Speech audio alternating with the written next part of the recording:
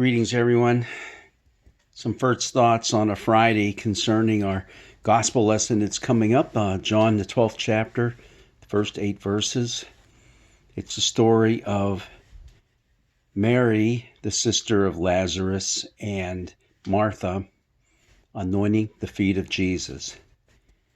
And by anointing Jesus' feet, she annoys a certain disciple named Judas.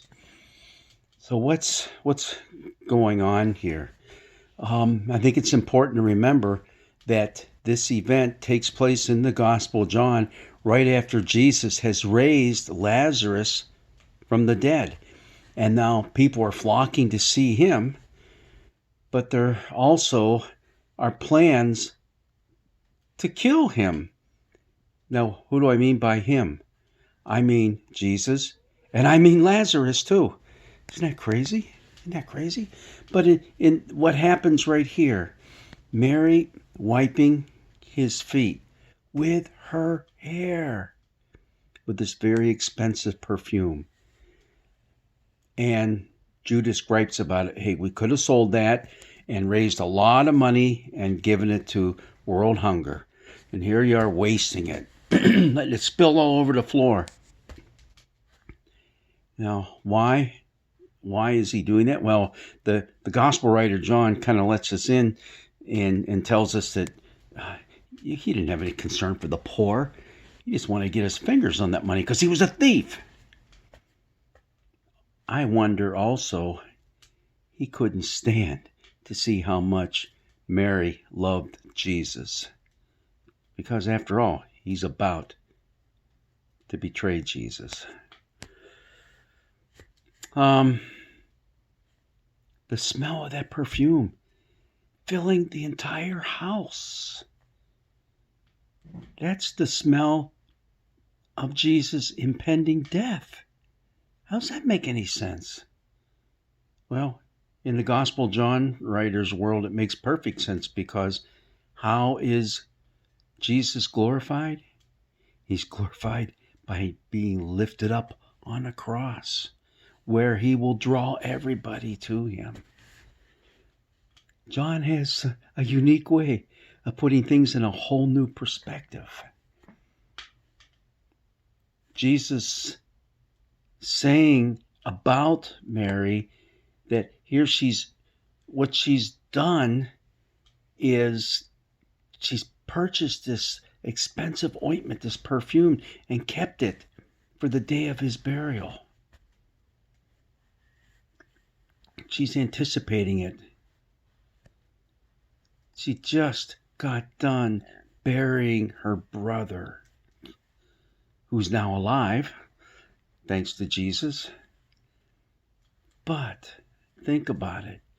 She's going to be burying her best friend in the not too distant future. 6 days, to be exact. 6 days. Jesus' response to Lazarus, you'll have the poor with you always, but you won't always have me. It seems kind of curt, kind of rude almost, and almost kind of selfish, but it's not. He's quoting from Deuteronomy, 15th chapter. It's a quote that the poor are going to be among you constantly, so open up your purse strings and help them. That's what Deuteronomy 15 says. We are to take care of the poor among us. Jesus is emphasizing that, saying, you're right, Lazarus. You got the poor. But listen, you're not always going to have me.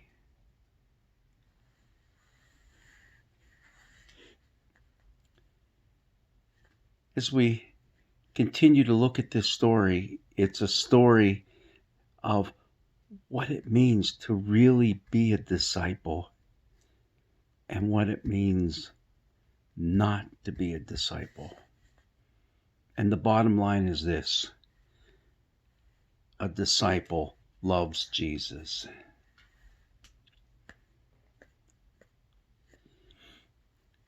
It is kind of a strange story too, appearing before the Passover meal in the Gospel of John. And as I mentioned earlier in the week, it appears in a lot of different places in the Gospels.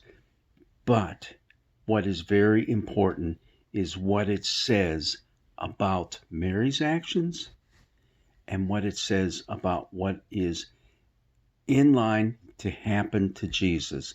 And Jesus has time and time again told his disciples that he had to die, that the road that he was traveling was leading right to the cross. Oh yeah, and they didn't want to hear it. But that's the way of God's love. And you can see that Mary probably sensed that.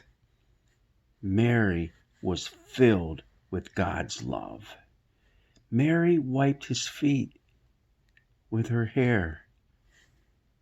In just a few days, Jesus is going to be sitting down, having a meal with his disciples in the Gospel of John and washing their feet.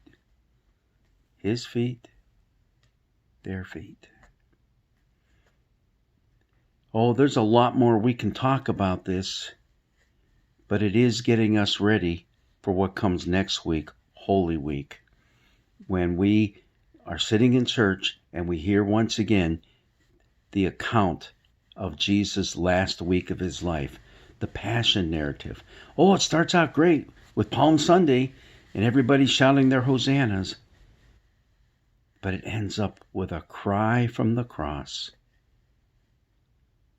My God, why have you forsaken me? And it is finished. We just have to keep waiting and hoping and praying through the next couple days. Because come Easter Sunday, the perfume is going to fill the house. God's blessings be with you on this First Thoughts on a Friday.